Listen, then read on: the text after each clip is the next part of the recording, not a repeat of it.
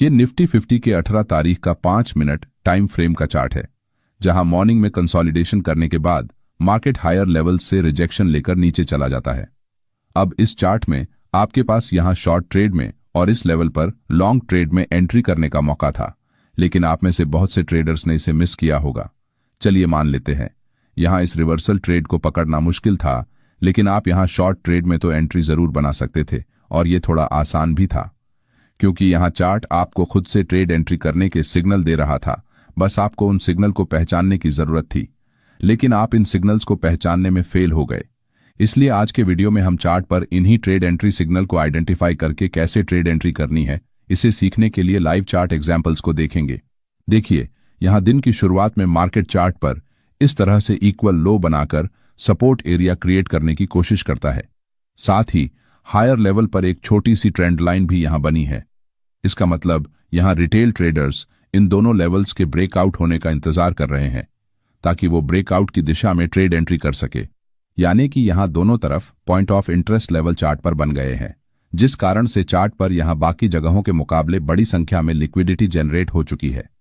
अब आप सोच रहे होंगे कि ये पॉइंट ऑफ इंटरेस्ट क्या होता है। देखिए, पॉइंट ऑफ इंटरेस्ट चार्ट पर बने वो लेवल्स या फिर एरियाज होते हैं जहां बाकी जगहों के मुकाबले रिटेल ट्रेडर्स हायर वॉल्यूम में अपने ऑर्डर्स लगाते हैं।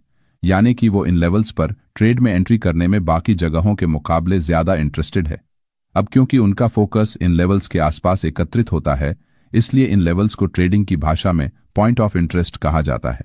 ये लेवल्स आपको चार्ट पर कई जगहों पर दिखाई देंगे, जैसे कि यहां ट्रेंड लाइन के नीचे और ऊपर इक्वल हाइज एंड लो के पास, सपोर्ट एंड रेसिस्टेंस लेवल पर, और इस जैसे बहुत से चार्ट पैटर्न के आसपास ये एरियाज बनते हैं, जहां एक retail buyer and seller chart को देखकर ट्रेड एंट्री करने का मन बनाता है। यानी कि उनका इंटरेस्ट वहां ट्रेड एंट्री करने का होता है।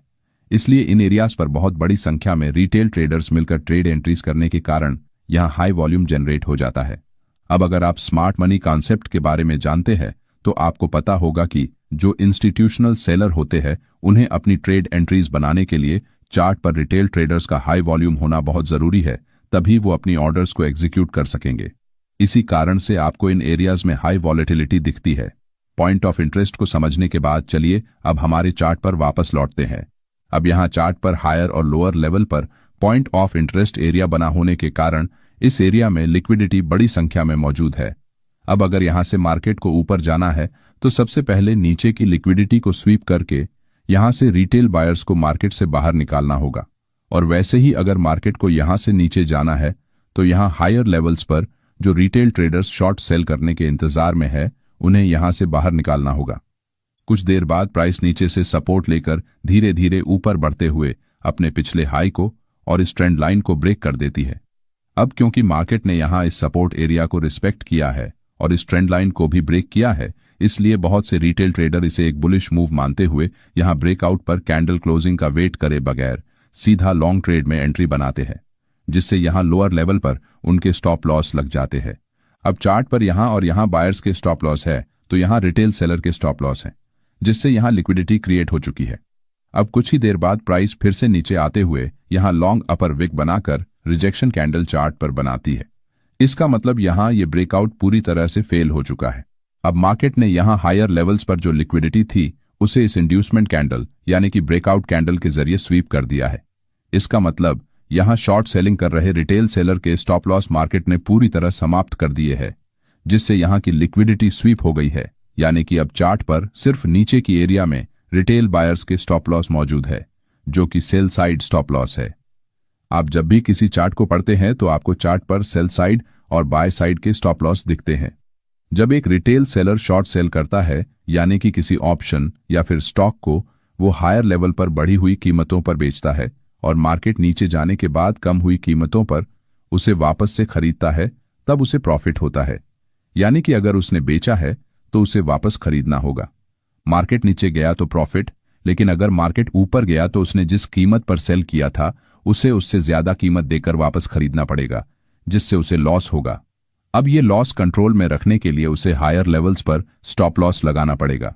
यानी कि उसने यहां कम कीमतों में बेचा है और अगर मार्केट उसके अगेंस्ट जाएगा तो अपना नुकसान कम करने के लिए उसे हायर लेवल्स पर इसे वापस खरीदना होगा। इसलिए शॉर्ट सेलर के स्टॉप लॉस एक बाइंग ऑर्डर के रूप में काम करते हैं, जैसे कि मैंने एक ऑप्शन को 100 रुपये में सेल किया, अब मार्केट नीचे गया तो मुझे प्रॉफिट होगा, और अगर यहां से मार्केट ऊपर गया तो यहां मुझे 100 रुपये पर बेचे हुए ऑप्शन को 120 में यानी कि ज्यादा पैसे देकर खरीदना होगा, जिससे मेरा लॉस होगा। इसी लॉस से बचने के लिए शॉर्ट सेलर हायर लेवल्स पर स्टॉप लॉस लगाते हैं, और जो बायर्स हैं वो जिस लेवल से बाय करते हैं उससे नीचे सेल ऑर्डर्स यानी कि स्टॉप लॉस लगाते हैं। इसलिए चार्ट पर हायर लेवल पर बाइंग लिक्विडिटी और लोअर लेवल पर सेलिंग लिक्विडिटी मौजूद होती है। ये थोड़ा सा बेसिक कॉन्सेप्ट था, लेकिन मेरा मानना है कि जब तक आपका बेसिक क्लियर नहीं होगा तब तक आप एडवांस लेवल्स को अच्छे से नहीं समझ सकते। इसलिए अगर आपको हमारा सिखाने का अंदाज पसंद आया हो तो चैनल को सब्सक्राइब जरूर कीजिए, क्योंकि हमारे वीडियोस को देखने वाले लगभग 50% लोगों ने अभी तक चैनल को सब्सक्राइब नहीं किया है।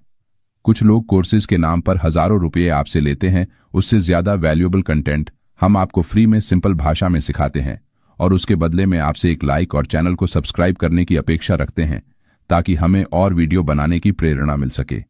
इसलिए चैनल को सब्सक्राइब जरूर करें। हमारे चार्ट में मार्केट ने हायर लेवल की लिक्विडिटी को स्वीप कर दिया है। इसका मतलब अब यहां दो ही पॉसिबिलिटीज मौजूद है, या तो यहां से मार्केट नीचे मौजूद लिक्विडिटी को ग्रैब करते हुए नीचे जाएगा, या फिर अगर उसे ऊपर जाना है तो यहां कुछ देर तक रुककर फिर से रिटेल ट्रेडर्स की लिक्विडिटी को जनरेट करना होगा। लेकिन यहां हायर लेवल्स के मुकाबले लोअर लेवल्स पर बहुत बड़ी संख्या में लिक्विडिटी चार्ट पर मौजूद है। साथ ही यहां चार्ट पर प्राइस एक्शन के हिसाब से एक शूटिंग स्टार जैसा बेरिश कैंडलस्टिक पैटर्न बना है, जो कि हमें बेयरिश एंट्री करने का सिग्नल दे रहा है, क्योंकि यहां हायर लेवल से प्राइस रिजेक्शन होने के कारण इस तरह से लॉन्ग अपर विक बनाकर कैंडल नीचे आई है, और साथ ही इस रेड कैंडल ने यहां पिछली ग्रीन कैंडल के नीचे जाकर क्लोज किया है, जिससे ये एक कंफर्मेशन कैंडल जैसा काम कर रही है। इसलिए ये एक परफेक्ट ट्रेड एंट्री सिग्नल बना है, यानी कि हमारे पास यहां बेयरिश ट्रेड एंट्री करने के मुख्य 3 कारण है। एक तो यहां मार्केट ने ऑलरेडी लिक्विडिटी स्वीप कर दिया है, दूसरा यहां शूटिंग स्टार जैसा बेयरिश कैंडलस्टिक पैटर्न बना है, और तीसरा यहां अगर हम ट्रेड एंट्री करते हैं तो हमें लिक्विडिटी एरिया के ऊपर हमारा स्टॉप लॉस लगाना पड़ेगा, क्योंकि ये लेवल एक रेजिस्टेंस के रूप में काम करके हमारे स्टॉप लॉस को प्रोटेक्ट कर रही है। इसीलिए हम यहां कम रिस्क लेकर हाई प्रोबेबिलिटी ट्रेड में एंट्री कर सकते हैं। यहां आप अपने स्टॉप लॉस से कम डबल का प्रॉफिट टारगेट रख सकते हैं। इसी तरह से आंखें खुली रखते हुए आपको चार्ट पर ट्रेड एंट्री करने के हर एक सिग्नल को समझकर ट्रेड में एंट्री करनी है। इसके लिए सबसे पहले आपको छोटी क्वांटिटी के साथ प्रैक्टिस करनी है, ताकि आपका माइंडसेट स्ट्रांग हो सके। चलिए अब अगले एग्जाम्पल को देखते हैं। यह निफ्टी 50 के 2 तारीख का 5 मिनट टाइम फ्रेम का चार्ट है, जहां मार्केट तेजी से ऊपर जाने के बाद हायर लेवल्स पर इस तरह से कंसोलिडेशन करता है और कुछ देर बाद सीधे नीचे गिर जाता है। अब ये एग्जाम्पल भी पहले जैसा लिक्विडिटी स्वीप पर ही आधारित है, लेकिन कैसे, चलिए समझते हैं। यहां मार्केट जब इस कंसोलिडेशन फेज में होता है तो उस समय बहुत से रिटेल बायर्स, जिन्हें यहां नीचे बाइंग करने का मौका नहीं मिला, वो इस एरिया के ब्रेकआउट पर लॉन्ग ट्रेड में एंट्री करने का इंतजार करते हैं। तो कुछ रिटेल ट्रेडर यहां शॉर्ट सेल करने के लिए हायर लेवल पर अपने स्टॉप लॉस लगाते हैं। इससे इस एरिया में बड़ी संख्या में लिक्विडिटी जनरेट हो जाती है। कंसोलिडेशन फेज के बाद होने वाले ब्रेकआउट के मुख्य रूप से 4 प्रकार होते हैं, जिसमें सबसे पहले आता है रैली बेस रैली, जहां प्राइस इस तरह से ऊपर आने के बाद हायर लेवल्स पर रुकते हुए फिर से ऊपर जाने से पहले इंड्यूसमेंट क्रिएट करके नीचे की लिक्विडिटी स्वीप करते हुए ऊपर की तरफ रैली कंटिन्यू करती है। दूसरे कंडीशन में प्राइस ऊपर आने के बाद कुछ देर रुककर हायर लेवल्स पर इंड्यूसमेंट यानी कि फेक ब्रेकआउट क्रिएट करके लिक्विडिटी स्वीप कर देती है और रिवर्स होते हुए फिर से नीचे चली जाती है, जिसे हम रैली बेस ड्रॉप कहते हैं। तीसरे कंडीशन में प्राइस हायर लेवल से नीचे आने के बाद कुछ देर तक यहां कंसोलिडेट करती है और अपने लोअर साइड को ब्रेक डाउन करते हुए लिक्विडिटी स्वीप करके तेजी से नीचे चली जाती है। इस प्राइस एक्शन को हम ड्रॉप बेस्ड ड्रॉप कहते हैं। साथ ही चौथे कंडीशन में प्राइस नीचे आने के बाद कंसोलिडेशन फेज को ब्रेक करके लोअर लेवल्स पर इंड्यूसमेंट के जरिए लिक्विडिटी स्वीप करने के बाद रिवर्स होकर वापस ऊपर की तरफ मूव करती है, जिसे हम ड्रॉप बेस रैली कहते हैं। यहां यह पैटर्न मोस्टली बुलिश ट्रेंड में दिखाई देता है, तो यह पैटर्न ज्यादातर बेरिश ट्रेंड में बनता है। अब प्राइस के इन चारों कंडीशंस में आपको 2 चीजें कॉमन दिखाई देंगी। नंबर 1 इंड्यूसमेंट यानी कि फेक ब्रेकआउट, और नंबर 2 लिक्विडिटी स्वीप। जब भी मार्केट किसी कंसोलिडेशन फेज से बाहर निकलता है तो ज्यादातर समय रिटेल ट्रेडर्स को ट्रैप करने के लिए उस एरिया का ब्रेकआउट हुआ है ऐसा दिखाता है, जिससे रिटेल ट्रेडर उस ब्रेकआउट की दिशा में ट्रेड एंट्री करते हैं, जिस कारण वहां हाई लिक्विडिटी जनरेट हो जाती है। इसका फायदा उठाकर बड़े इंस्टीट्यूशंस अपने ऑर्डर्स को लगाने के लिए रिटेल ट्रेडर्स की लिक्विडिटी का इस्तेमाल करके एग्जीक्यूट करते हैं, और ये पैटर्न चार्ट पर हर टाइम फ्रेम में बनते हुए नजर आते हैं। इसलिए जब भी मार्केट में इस तरह से कंसोलिडेशन फेज बनता है तो उस समय ब्रेकआउट की डायरेक्शन में ट्रेड एंट्री करने से पहले क्या चार्ट पर इंड्यूसमेंट क्रिएट की जा रही है कि नहीं, इसे जरूर चेक करें। जैसे कि यहां इस इंड्यूसमेंट कैंडल के बाद मार्केट ऊपर जाने के बजाय तेजी से नीचे चला जाता है, जिससे यहां सभी रिटेल बायर्स ट्रैप हो जाते हैं। बिना इंड्यूसमेंट के लिक्विडिटी स्वीप नहीं होती। इस रूल को आप अपने दिमाग में परमानेंट फिट कर दीजिए। जैसे कि निफ्टी 50 के 8 तारीख के 5 मिनट टाइम फ्रेम के इस चार्ट में प्राइस ऊपर जाने के बाद हायर लेवल्स पर कंसोलिडेट करती है और फिर से एक स्ट्रांग बुलिश कैंडल से अपने प्रीवियस स्विंग हाई को ब्रेक कर देती है, जिसे देखकर मार्केट फिर से अपना बुलिश ट्रेंड कंटिन्यू करेगा।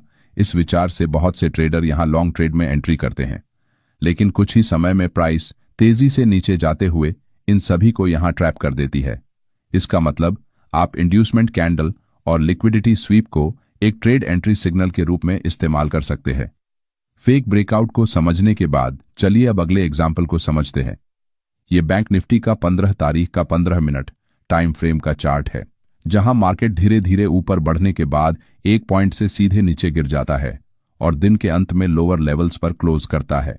अब यहां मार्केट ने लगभग 55,000 के एक साइकोलॉजिकल राउंड नंबर लेवल से रिजेक्शन लिया है, जो कि एक ठीक बात है। लेकिन लोअर लेवल पर क्लोजिंग करने के बावजूद अगले दिन मार्केट इस साइकोलॉजिकल लेवल को रिस्पेक्ट करने के बजाय इसे ब्रेक करके सीधे ऊपर निकल जाता है। अब आपके मन में ये सवाल जरूर आना चाहिए कि ऐसा क्यों हुआ और इसके पीछे क्या कारण हो सकता है। इसे और अच्छे से समझने के लिए हम 5 मिनट के चार्ट को देखते हैं। यहां दिन के शुरुआत में मार्केट अपने प्रीवियस बुलिश ट्रेंड को फॉलो करते हुए धीरे धीरे ऊपर बढ़ता है, जिस कारण चार्ट पर बुलिश स्ट्रक्चर को देखकर बहुत से बायर्स यहां हर एक लोअर लेवल पर बाय ऑर्डर्स लगाते हैं, जिससे यहां नीचे लिक्विडिटी बड़ी संख्या में क्रिएट होती है, जिसे हम लिक्विडिटी पूल भी कहते हैं।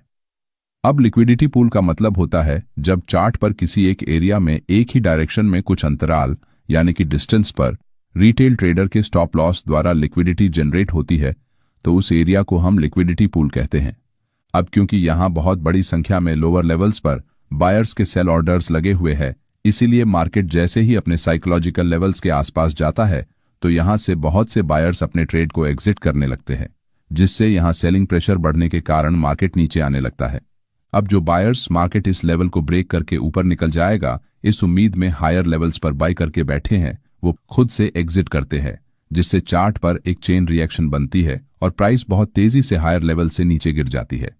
अब क्योंकि यहां मार्केट ने अपने साइकोलॉजिकल लेवल को रिस्पेक्ट किया है, इसीलिए जब भी प्राइस ऊपर निकलती है तो यहां फिर से सेलिंग स्टार्ट हो जाती है, जिस कारण डे एंड में प्राइस लोअर लेवल पर क्लोज हो जाती है। अब अगर आप इस चार्ट को आप ध्यान से देखेंगे तो यहां लोअर साइड में बायर्स पूरी तरह मार्केट से बाहर निकल चुके हैं, लेकिन हायर लेवल्स पर इन एरियाज में अभी भी बहुत से शॉर्ट सेलर मौजूद हैं, और इनमें से कुछ सेलर अपने ट्रेड को अगले दिन के लिए कैरी फॉरवर्ड करते हैं, क्योंकि उन्हें लगता है अगले दिन मार्केट इस एरिया से नीचे जरूर जाएगा, जिससे उन्हें प्रॉफिट होगा। इसलिए इस एरिया में लोअर लेवल के मुकाबले बड़ी संख्या में लिक्विडिटी इंटैक्ट रहती है। अब नेक्स्ट डे जब मार्केट लगभग सेम लेवल पर ओपन होकर नीचे जाने लगता है तो यहां और भी सेलर्स शॉर्ट सेल करने लगते हैं, जिससे यहां लिक्विडिटी और अधिक बढ़ जाती है। कुछ देर तक नीचे जाने के बाद मार्केट इस एरिया में बाकी बचे बायर के स्टॉप लॉस हिट करके उन्हें भी मार्केट से बाहर करते ही हायर साइड की लिक्विडिटी को ग्रैब करते हुए सीधे ऊपर निकल जाता है। इसी तरह का same situation state bank of India के 18 और 19 तारीख के 5 मिनट के चार्ट पर आपको देखने को मिलता है, जहां मार्केट हायर लेवल से नीचे गिरते हुए यहां शॉर्ट सेलर्स की लिक्विडिटी जनरेट करता है, और 19 तारीख को मार्केट खुलते ही प्राइस नीचे जाकर बायर्स को मार्केट से बाहर निकालने के बाद तेजी से रिवर्स होते हुए ऊपर चली जाती है, जिससे यहां शॉर्ट कवरिंग शुरू होने से चेन रिएक्शन बनता है। अगर आप ढूंढेंगे तो इस तरह के और भी कई एग्जाम्पल्स आपको हर जगह दिखाई देंगे। इसीलिए जब भी आप किसी चार्ट को देखते हैं तो उस चार्ट में सपोर्ट एंड रेजिस्टेंस जैसे लेवल्स ड्रॉ करने के साथ साथ यहां एक्चुअली क्या हुआ है ये जानने पर आपका फोकस होना चाहिए, तभी आप चार्ट को पढ़कर उसके मुताबिक ट्रेड एंट्री प्लान कर सकेंगे। चार्ट को कैसे पढ़ना है इसके बारे में हमने बहुत सी वीडियोस बनाई है, आप उन्हें भी देख सकते हैं। हम जल्द ही फॉरेक्स ट्रेडिंग पर आधारित वीडियोस की सीरीज बनाने वाले हैं, जिसमें आप बेसिक से लेकर एडवांस लेवल तक फॉरेक्स के बारे में डिटेल से जानेंगे। इसलिए अभी चैनल को सब्सक्राइब करके वीडियो को लाइक जरूर करें। धन्यवाद।